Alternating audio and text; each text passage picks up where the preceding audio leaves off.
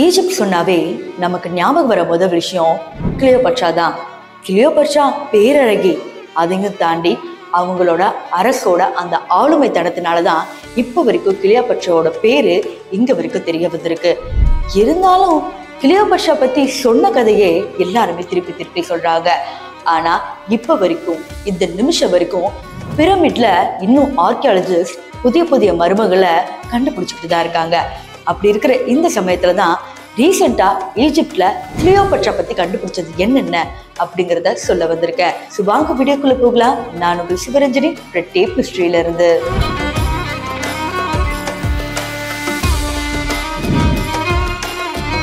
பொதுவாகவே கிளியோபட்ராவை பேரழகி அப்படின்னு சொல்றது நம்ம எல்லாருக்குமே தெரியும். படத்துல கூட கிளியோபட்ராவை அழகான வெள்ளை உடலோட தான் காமிப்பாங்க.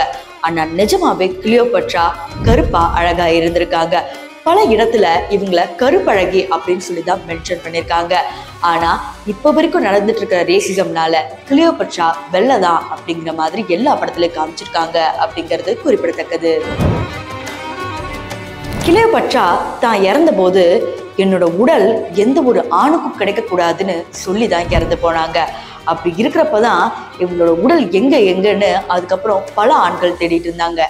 ஏன் கடைசியா 2021 வரைக்கும் தேடாத ஆண்களே இல்லை.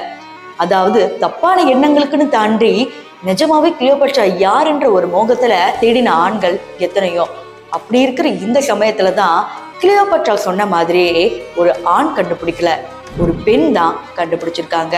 நைல் நதி ஓரத்துல 2 தங்கத்தட்டுகள் பூட்டப்பட்டுள்ள ஒரு மம்மிஸை கண்டுபிடிக்கிறாங்க. அதுல ஒண்ணு கிளியோபட்ராவா இருக்க அதிக சான்சஸ் இருக்கிறதா சொல்றாங்க. இதையும் தாண்டி எதை வச்சு இதை ப்ரூவ் பண்றாங்கன்னா, அந்த மம்மிக்கு கீழே கிளியோபட்ரா முகம் பொருந்திய காசுகளை கண்டுபிடிச்சிருக்காங்க. குட்டி குட்டி கிளியோபட்ரா சிலை பொருந்திய முகங்களையும் கண்டுபிடிச்சிருக்காங்க. இதெல்லாம் பார்க்கும்போது கிளியோபட்ரா தான் இதுன்னு கன்ஃபார்மும் பண்ணியிருக்காங்க. இப்போ நீங்க பார்த்துட்டு இருக்கிற பிரமிட்ஸ் மேபி உங்களுக்கு ப்ரௌனா தெரியும், இல்ல இது மண்ணோட கலர்ல தானே இருக்குன்னு சொல்லுவாங்க. ஆனா நிஜமாவே பிரமிட்ஸ் லைம் ஸ்டோனால கட்டப்பட்ட ஒண்ணு. அப்போ அழகா வெள்ளை மாளிகை போல ஜொலித்துட்டு இருந்துச்சு.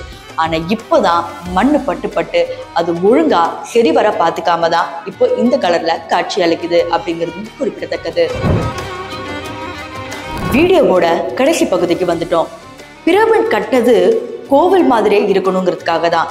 அதாவது எப்படி நம்மளோட தமிழ் கோவில்களுக்கு முன்ன அந்த கோபுரத்துல சிலைகள்லாம் வச்சிருப்பாங்களோ அதே மாதிரி பிரமிட்ஸ்ல உள்ள சிலை வச்சிருக்காங்க. இதற்கு காரணம் காந்தம் வரணுங்கிறதுக்காக.